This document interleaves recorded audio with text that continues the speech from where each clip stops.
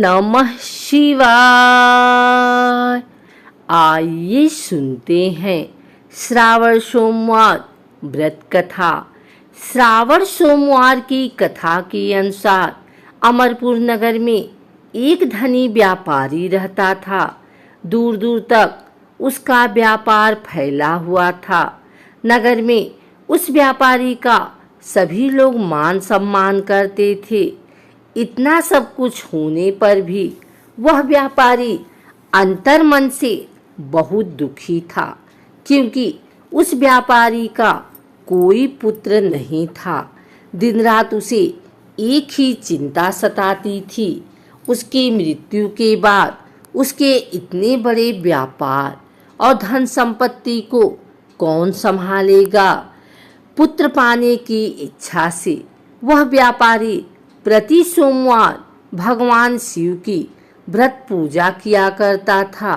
सायंकाल को व्यापारी शिव मंदिर में जाकर भगवान शिव के सामने घी का दीपक जलाया करता था। उस व्यापारी की भक्ति देखकर एक दिन पार्वती ने भगवान शिव से कहा, हे प्राणनाथ, यह व्यापारी आपका सच्चा भक्त है।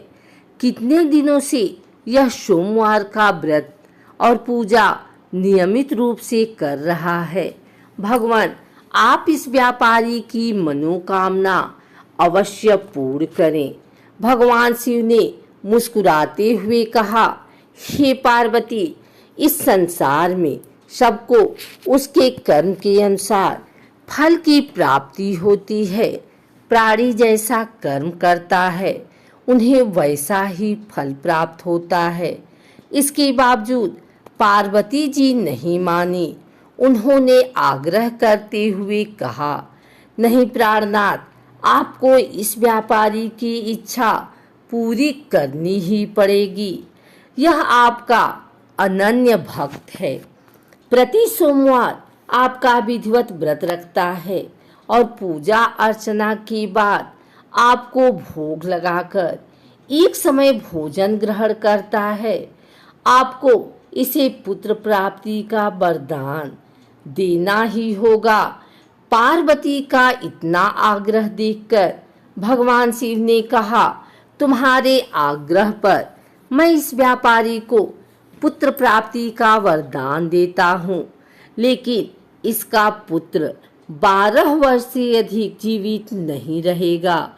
उसी रात भगवान शिव ने स्वप्न में उस व्यापारी को दर्शन देकर उसे पुत्र प्राप्ति का वरदान दिया और उसके पुत्र के 12 वर्ष तक जीवित रहने की बात भी बताई। भगवान के वरदान से व्यापारी को खुशी तो हुई, लेकिन पुत्र की अल्पायु की चिंता ने उस खुशी को नष्ट कर दिया। व्यापारी पहले की तरह सोमवार का विधिवत व्रत करता रहा। कुछ महीने पश्चात उसके घर अति सुंदर पुत्र उत्पन्न हुआ। पुत्र जन्म से व्यापारी के घर में खुशियां भर गई। बहुत धूमधाम से पुत्र जन्म का समारोह मनाया गया।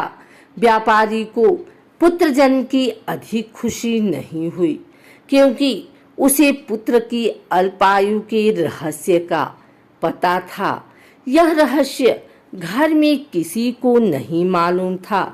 विद्यमान ब्राह्मणों ने उस पुत्र का नाम अमर रखा।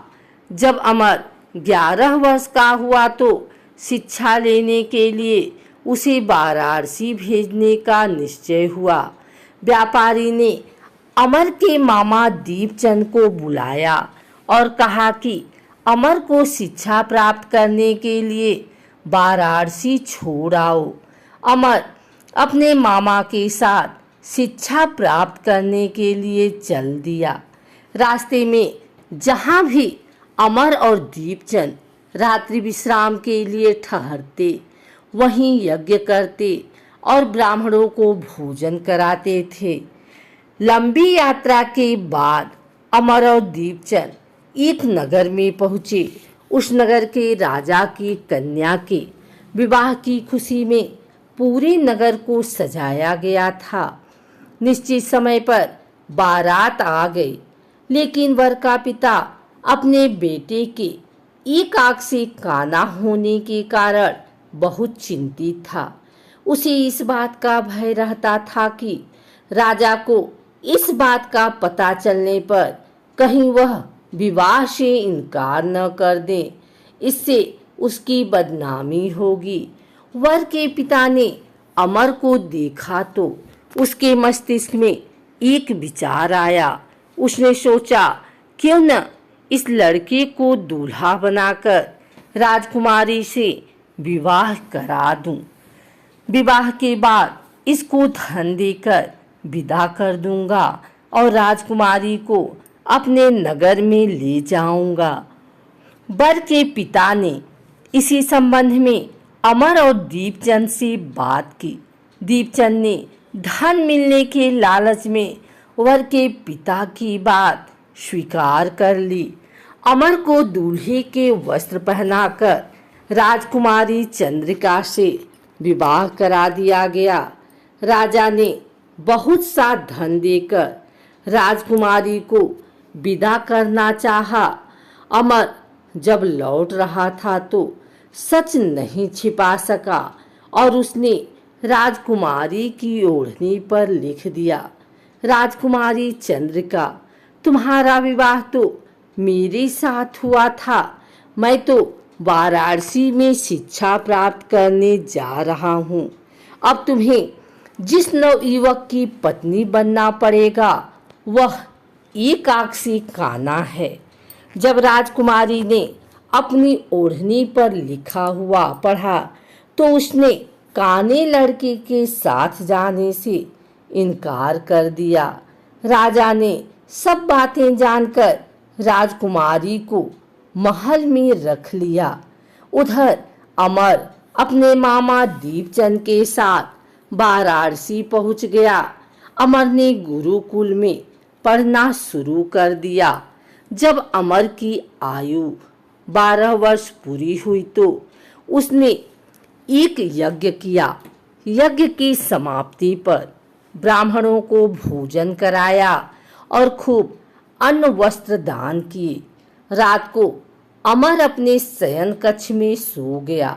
शिव के वरदान के अनुसार शयनावस्था में ही अमर के प्राण पखेरु उड़ गए।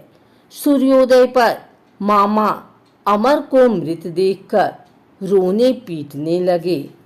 आसपास के लोग भी एकत्र होकर दुख प्रकट करने लगे। मामा के रोने का विलाप स्वर सुनकर समीप से गुजरते हुए भगवान शिव और माता पार्वती ने भी सुना। पार्वती जी ने भगवान से कहा, प्राणनाथ, मुझसे इसके रोने के स्वर सहन नहीं हो रहे। आप इस व्यक्ति के कष्ट अवश्य दूर करें।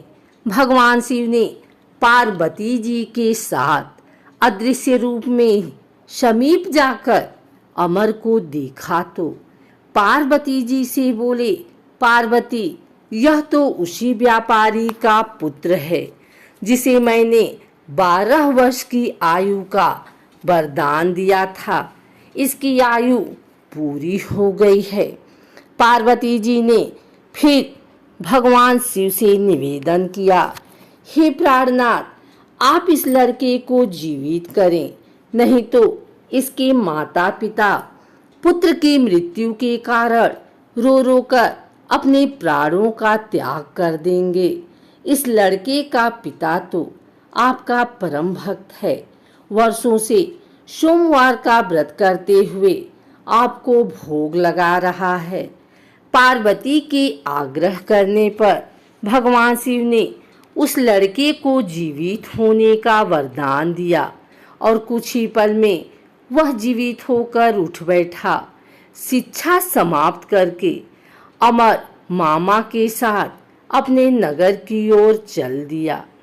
दोनों चलते हुए उसी नगर में पहुंचे जहां अमर का विवाह हुआ था। उस नगर में भी अमर ने यज्ञ का आयोजन किया। समीप से गुजरते हुए नगर के राजा ने यज्ञ का आयोजन देखा।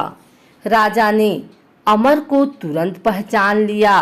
यज्ञ समाप्त होने पर राजा अमर और उसके मामा को महल में ले गया और कुछ दिन उन्हें महल में रखकर बहुत सा धन वस्त्र देकर राजकुमारी के साथ विदा किया।